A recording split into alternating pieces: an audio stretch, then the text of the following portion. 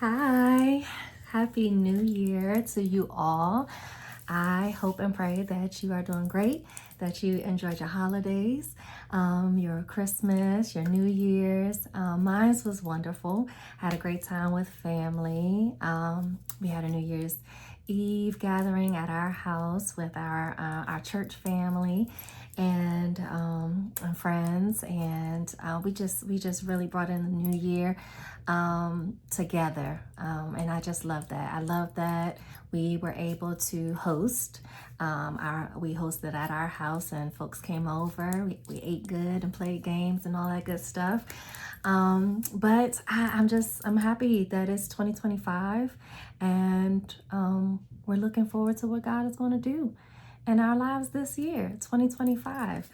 I actually had looked up some information about 2025, well, really about the number 25, and I wasn't going to do this, but I'm going to do it anyways. I'm going to share a little piece of what I came across. The number 25, it has biblical meaning. Okay, forgive the sounds of paper, but I'm going to share it really quickly because I think it will help someone, help others, because one thing I just want to point out is that God is very intentional about what he does and the information that he gives us, particularly through the word. And he gives us understanding and revelation by his spirit. And I love that even something that seems as simplistic as numbers, there's information, there's understanding and wisdom that we can gain from something as simple as that. So that being said, let me share this with you really quick. The number 25 holds profound meaning in biblical numerology. It symbolizes grace, the preparation for service, forgiveness, and divine perfection. It's the product of 5 multiplied by itself, and 5 is representative of grace. So it is essentially grace upon grace, and is referenced in John chapter 1 verse 16. The number 5 is significant all throughout the Bible, and in his grace, it also unveils his mercy, his kindness, and his divine favor over all humanity. So when 5 is multiplied by 5, when grace is multiplied, it's intensified. It shows that God's grace is not just sufficient, but it's abundant and overflowing. And that just blessed me. And there's a lot more to it, but I just wanted to share that because it really helped me to feel excited about where I'm going to see the grace of God multiplied in my life in 2025. And I pray that you take that with you. Look for God's grace being multiplied this year. So that being said, I wanted to spend a little bit of time reflecting also on 2024. You know, as they say, how can you know where you're going if you don't know where you've been, right? You got to think about where you've been and see where God is going, where God is taking you, visualize it and all that. So I was reflecting on 2024, and I don't know about you, but oftentimes I'm trying to figure out, what did I do? Where did I spend my time? What did I accomplish? And I, as a busy mom and all of that, I just, sometimes it can be difficult to look back and say, yes, I did this, and yes, I did that. I'm not that much of a planner or a goal setter, but I do have, and I do set intentions for the year. And I have learned with age and time to show myself grace, right? We talk about God's grace, but sometimes you got to show yourself grace, because you may have things that you want to achieve, but it may not always go the way you intend, and that's okay. And thereby the grace of God, thereby you give yourself grace. So when I look back on 2024 personally, I saw that I was personally writing the waves of the sea, just riding the waves of life. And there were some highs, there were some lows. And in that, I saw that I was both surviving and thriving, surviving and thriving. And there's a difference. There's a difference between the two. When you're surviving, you're continuing to live. You are adapting. You know, you may be going through situations as developing your mental toughness, and maybe you're just praying through things. But when you're thriving, you are seeing how you are developing. You are growing through the process. You are prospering. You are practicing positivity. You are speaking these things out over your life and over your situation. You're learning about yourself and your self-worth. And you know, ultimately unveiling that purpose, the purposes God has placed in your life.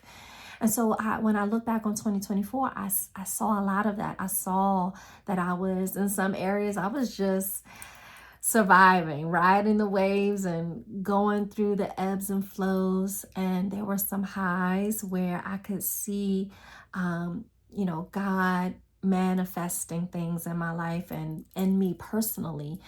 But also there were some lows, and there were some tests and trials that God strengthened me to endure. And so for all of it, I'm grateful. For all of it, I thank God for the new things that came out of it. Look, my lock journey, let's not forget, my little buds are coming. I'm proud of me for that.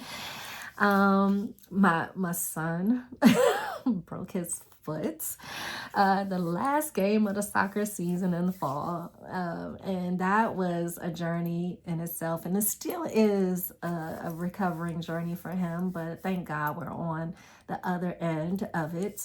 But I began my devotionals too, like, you know, so there are some things, and you're going to look back and you're going to see how God kept you, how God graced you, how God strengthened you, how God matured you maybe.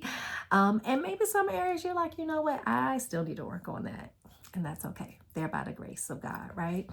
So that being said, of course, it's New Year's.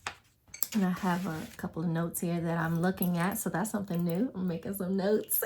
Not just going off the top of my dome. But I was thinking about resolutions, right? And how, like, there's such a cliche thing. Everybody, they either make them or they talk bad about them. It's one or the other. You either making resolutions or you're saying, you know, everybody done resolutions, you know. But I actually think that they're crucial. I think making resolutions in the beginning of the year is something that is actually very healthy. It's very, what's the word? I think what it does, it helps you set the tone for the year. And everybody needs a fresh start. And that's how you should look at the beginning of every year. God has given us another opportunity to begin again. And that's what January represents. It's like it's Genesis of the year. It's the beginning. And I don't know the Greek breakdown for January, but I'm going to say that God has just given us another opportunity to start again. And so with that, why not have some resolve? Why not decide within yourself that you're going to do things better, that you're going to do things differently? What's wrong with that? And so, yeah, it may be cliche, and people may break them a week, a month, or two into the year, but I think that is, and myself included, we break them, we fall short, right? And I think that's because I don't know about you, but for me, a lot of times that I've tried to conquer goals and just objectives on my own. I end up writing them down, talking them out with God. But a lot of times we're missing that accountability. And that's what we need. We need accountability. in order for us to keep up with those things, those goals that we're setting for ourselves, that, or I'm going to go to the gym, or I'm going to eat healthier, we're missing that accountability. So I encourage you all to create that. Create the accountability in your lives. That's how we create success. Nobody is successful on their own. I mean, you may hear stories where I did this and I built that and I started from scratch. But at some point in time, you need other people. You need someone to partner with you, to walk with you, to hold you accountable, to encourage you, to motivate you, to pray with you. And that's why God has given us each other. And that's why God has given us God, our Father. He holds us accountable. He gives us the courage to take the steps necessary that we keep building and we keep growing. So I encourage you to write resolutions. I did it myself. I actually it was a part of what as a host, it was a part of what I gave out on New Year's Eve at our gathering, is some papers that encourage people to make resolutions, to write out a bucket list, to think about things you want to achieve. And as far as how you get there, how you achieve it, you have to take time to process that, what those steps look like. Talk to your husband, your wife, your brother, your sister, your friend, your team, maybe your business team, your partners, whoever it is. Maybe it's a group from church. Maybe it's a friend group. Hold each other accountable, help each other out, and most importantly, tell God. Ask God, God, be the leader of this endeavor that I have. Show me which way that I should go. Guide me, give me your strength that I may endure, that I may be disciplined, that I may, I'm setting my intentions, God, but I need to know that this is the right thing to do. So help me, God. Show me through your word that I can encourage myself, that I can be empowered to do this thing. And realize in our own strength, we cannot. I do not care. Like, even people who go to the gym, like, they have trainers, or usually somebody is helping them. Somebody is encouraging them. This little thing keeps dangling. I hope it's not making noise in the camera, but it keeps bothering me. But somebody is helping them. Somebody is seeing them through. And maybe you're so rehearsed, you're so practiced, but that you can do it on your own, and that's great for you. But the bulk of us, we need something to keep us on track. And I thank God that He gives us each other. So let's use the resources that we have, and we can achieve these goals. Come on, we can do this. So I'm going to link in the description where I got my resolutions worksheet, so that you can use it and you can and it can inspire you. Post it up somewhere. Share it. Share your intention. Share your goals. Post it on Instagram. Post it on YouTube. Send it in a text group. Put it all around your house so that your kids and other people can see what you are trying to do, so they can motivate you. And they can say, hey, are you doing this? Or, how's that going?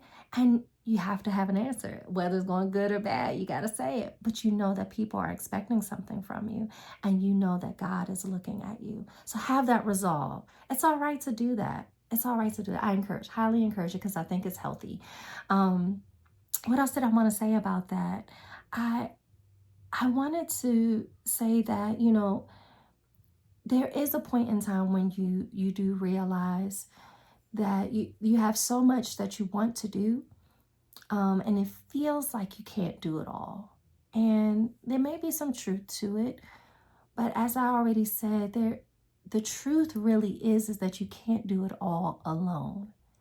And I think God has given us so much word, so many scriptures that supports this, that He has not left us alone, but He has given us a village, a family of brothers and sisters to get through this life. And I want to encourage you with that. So After you set your intentions, take some time to write them down, think about it, visualize your dreams, your ideas, and nothing's too hard or too big for God. You just want to be in His will. And you cannot despise the small beginnings.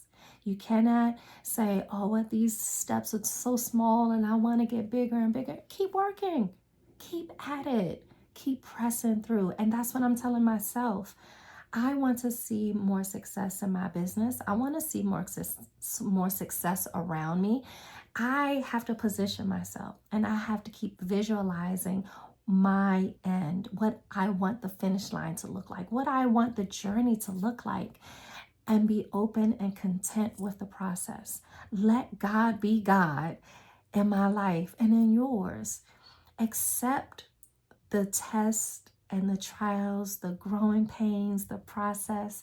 Trust Him through it, because I guarantee you in 2025, even with the grace upon grace being multiplied, there are going to be some tests. There are going to be some challenges, but you have to have the courage and the trust and knowing that God is with you. I want to share something, one more thing, because I was really encouraged by my brother from another mother, who, with a longtime friend of his, has done something wonderful. They have written a devotional book.